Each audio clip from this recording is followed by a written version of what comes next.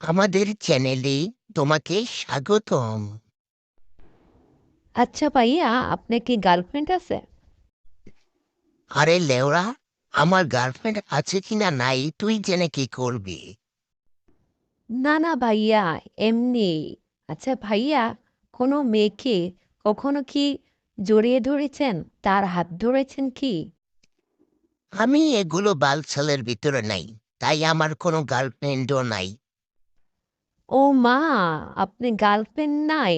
ভাইয়া, আমার যে কি যে খুশি লাগতেছে।